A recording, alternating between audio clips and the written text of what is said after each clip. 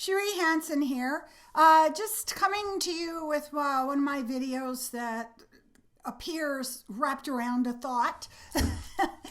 And I would invite you to subscribe to my YouTube channel because as I work through the process of mindfulness, watching thoughts, changing thought habits, bringing in positive energy, healing, finding stability. My goal is to share this process with others so that it can be helpful to them. I also have a Thursday night live stream on Facebook, Breath for Embodiment, that's just super duper at bringing in higher energy, positive energy, and getting rid of gunk. You know, when you take the filter out of your furnace and you go, oh my God, well, we build that up in ourselves as well. Today, what came to me in spirit, what often comes to me, these inspirations, is around two things: immigrants and Jell-O molds. I know. I have to go with what comes. All right. First of all, how do we make ourselves at home in a new land? I was thinking about my Puritan ancestors who absolutely knew that their way of doing things was right, so they're going to leave the old country and land in North America. And the process that happened there is very like to what's happening to us today. And that is, the land that they imagined is not the land they absolutely ended up trying to survive in. They didn't have the skills. They came at the wrong season. They had no food. They weren't good at building shelter. Many of them died. And as I watch people around me in my neighborhood, friends I've known for a long time, I see the same kind of painful lack of being able to transition. So what we want is we want to go along this track, this train track of normal. This is normal for me. I can always do this. I've always done this. I will always do this.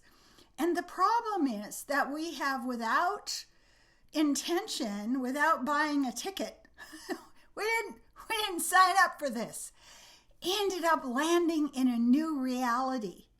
This new reality is separating us from one another because some people have the ability to understand that what is happening right now is real.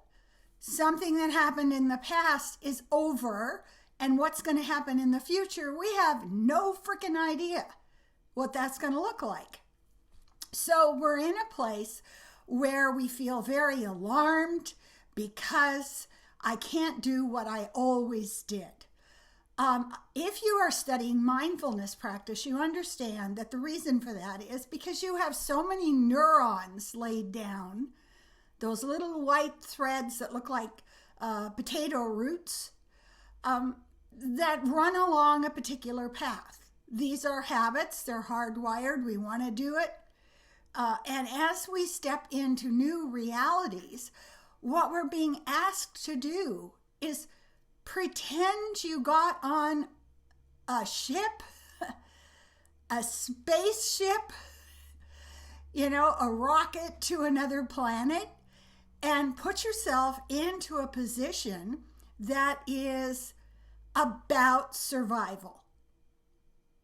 And I'm going to pause there so it goes in. How do I survive in a new reality? And I'm going to tell you, this isn't new to humankind. The same thing happened during every big revolutionary change on the face of the earth. People who were at home weaving cloth suddenly were working in factories. What's going on? How do I live in this world?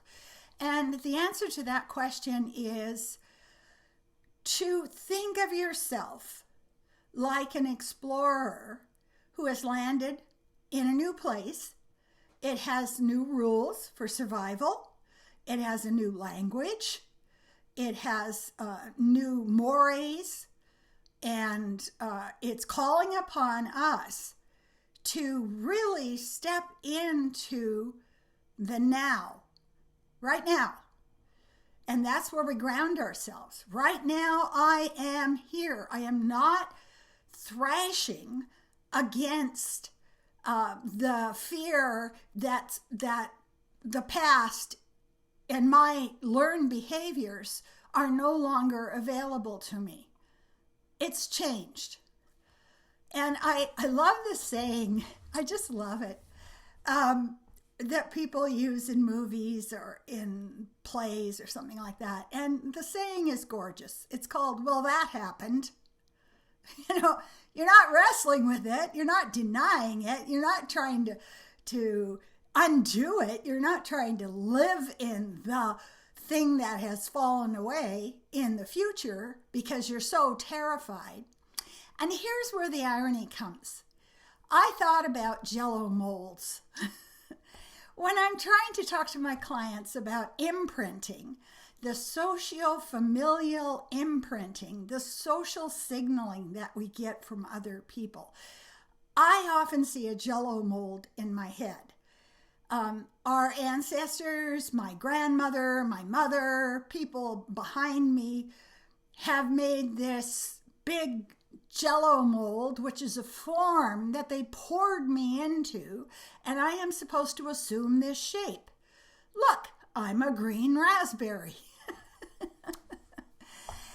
And so we have to be very, very aware of the fact that the way the mind works is we want to keep doing what we've already been doing, and even more virulent and terrifying reaction to how we have to do things the way that they have always been done.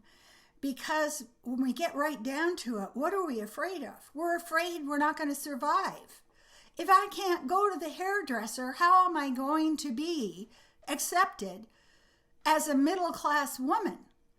If I can't get my nails done, how am I going to social signal to my friends that I have power and I have money to take care of my fingernails?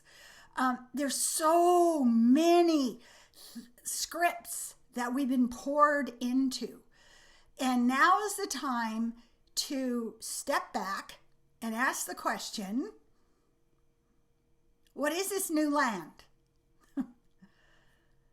The old survival techniques are not going to help me survive. In fact, if anything, the old habits and the old survival mechanisms for signaling status, for purchasing things to make myself feel more powerful and important, all of this stuff, what we know from watching the data is it leads to a greater spread of death, because that's what COVID is doing. So the irony is, it's like a well-written Shakespearean play, because I'm so afraid that the normal is passing away and that I only can survive in the way I've been taught, I refuse to adapt. And now I end up a Puritan, landing on a rocky shore in the winter with no food and no housing, and the people who are all around me doing the same thing they always did are not surviving. So I think it's really helpful for us to just lay back, be curious, ask the question, what am I feeling? Where's that coming from? Does that have to drive my entire life and the choices I'm making? Or can I just lay back and be curious and say to myself, what new land is this? What new reality is this? And be in a place where we have so much confidence that we can adapt to it. And so there is my bringing together of the two images the immigrants, half of them dying off in the bowels of a ship on the way to the new land, and the Jell-O mold that my mother would bring out every holiday, and that I was poured into by my family script, by the social script, by the sense of what reality is and how can I best survive. By following, by being mindless, by repeating what I did in the past. Doesn't work now. Let's just open her up and keep asking the question, what am I thinking? Let it go and know that we can pivot and adapt to the new place we're going to end up. I have confidence. Do you have confidence? All right, let's do it. Let's be really, really mindful of how we keep ourselves and other people alive and adapt. Thank you.